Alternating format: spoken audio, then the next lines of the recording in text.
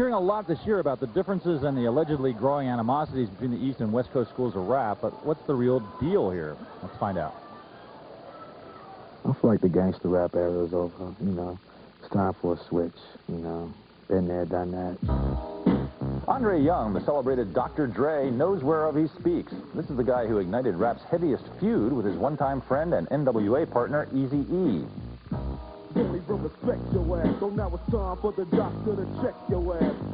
Despite the pointed jibes, Dre claimed to know where rap rhetoric ended and reality began. I talk to Eazy all the time. I did my record about him. He did his record about me. It's all business. It's all entertainment. Period. Dr. Dre made gangster rap a very big business, and as the money rolled in, the personal stakes inflated accordingly. In the growing acrimony between the East and West Coast rap scenes, Suge Knight, the business head of Dre's LA label Death Row, picked a very public fight with his counterpart at New York's Bad Boy Records, Sean Puffy Combs. Any artist out there want to be an artist and want to stay a star, don't want to have to worry about the executive producer trying to be all in the videos, all on the record, dancing. Come to Death Row. You know, I'm going to keep on dancing in the video if I want to do that. I'm going to keep on talking on the record if I want to do that. Imagine in business, giving end to my friends and it feels stupendous. The seeds of the East-West War were planted in November 1994 when Tupac Shakur, then unaffiliated with Bad Boy or Death Row, was shot while dealing with criminal court proceedings in New York City. Recuperating in his jail cell where he was doing time for a sexual abuse conviction, Tupac accused Puffy and Bad Boy rapper Notorious B.I.G. of being involved in the shooting.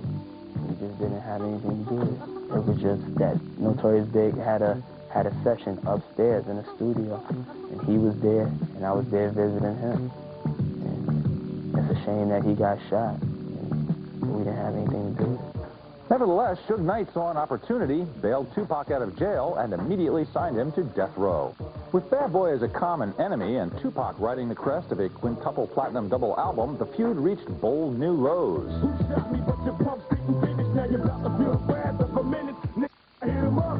Besides threatening Biggie's life and that of everyone, fans included, who's down with Bad Boy Records, Tupac also claimed to be sleeping with Mrs. Biggie, singer Faith Evans. Faith's my home girl. I just want to send a shout out to Faith. Hey girl, Faith and Bad Boy Records. That's for Bad Boy Records. I love y'all. Right now I can say that there is a problem. You know what I'm saying? And it's a shame that it has to be that way. There's still no end in sight to the Death Row Bad Boy feud, but for his part, Dr. Dre has bowed out of the hostilities. All this East Coast, West Coast nonsense is just getting ridiculous, you know. It's just like another form of black-on-black crime, you know. It has nothing to do with rock and roll. It has nothing to do with country and western. Everybody in those types of music get along, you know. How come hip-hop? How come people in hip-hop can't do the same? Some are certainly trying, among them Fugees, Busta Rhymes, Nas, A Tribe Called Quest, and De La Soul, a number of whom have openly criticized the feuding parties. Slow head rappers with they sickening raps, claps and gaps, making the whole sick world collapse. The facts are getting sicker, even sicker perhaps. We're stating the truth of a matter. You understand? Towards a certain mentality, not a certain crew, not or a certain crew, clan, just a certain mentality. a certain type of thinking. The moral high ground now looks like the best place to be. In fact, even Dre acknowledged by quitting Death Row to start his own label. I'll be able to sell records without using any profanity, keeping it real, keeping it positive. I'll be able to sell just as many records, if not more, and you'll see that. In actual fact, Dre's latest release is far from squeaky clean, but it does attempt to soothe rap's raging hardcore rivalries. Coast tripping going on to rock the business. East Coast, West Coast, anybody killer. East Coast, West Coast, East Coast. I will be working with a lot of artists from the East Coast, a lot of the artists from the West Coast, artists from South, North, wherever. Generals from each side of the map coming together to put that song together. It doesn't matter. If you got the skills, you got the talent, and I'm digging you, we can get down.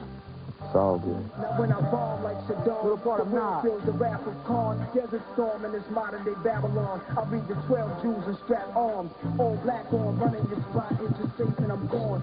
I'm real into Busta Rhymes album. I'm into the Fugees. And it's real creative, so when I hear stuff like that, it really inspires me into getting live, doing my thing.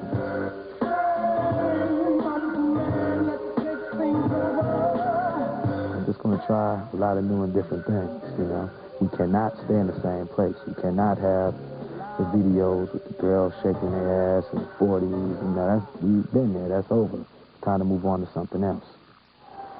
Is that your version of Fame? Yeah. What's that all about? You have a Bowie thing in your background? Yeah, we got a remake of that coming out with my boy RC. You know, me and Krista Glove on the production. It's going to happen. All right. Yeah. Did do you think gangster rap, the way NWA sort of brought it to us, is like a thing of the past now? Yeah, it's definitely a thing of the past. As far as I'm concerned, you know, there's still a few people out there doing it, and that's their thing. But, you know, as far as Dr. Dre goes, been there, done that, through with it. I mean, have you made peace with everybody, or have you just moved on? Yeah, I've just moved on, you know. I mean, I never was feuding with nobody. You know, it wasn't nothing major. Now I'm on my new label, The Aftermath. We're going to have some new, a new album coming out. There's not going to be a Chronic 2 or nothing like that. This is an album featuring a lot of new artists that me and people that are involved with me put together. It's a lot of new artists, like 16 new acts coming together, and a lot of different producers that I have involved in this coming together and putting together a fly album. The album is called The Aftermath. Be in the stores October 15th. Yeah. You created a lot of sounds that are now distinctive, but you created them. Do you still have new sounds in your head you're trying to get onto tape or into digits? Most definitely. I'm hopefully soon I'll be working with some orchestrated type of music, you know, the Isaac Hayes type of thing, you know what I'm saying? Yeah. A Love Man thing. Yeah, we're going to get down with that. Yeah. Dre the Love Man. We just had Lars Ulrich from Metallica was up here. So I wonder if Dre would take my phone call. Are you open up to new projects? Yeah, I take his phone call. We can go out to eat, but, you know, I'm into working with new acts, you know. I love their music. And that's that. I love working with new acts. I don't like working with established acts because you have to deal with ego and, you know, they have a set thing going on, you know. Okay, thanks for being here, Dre. Thanks for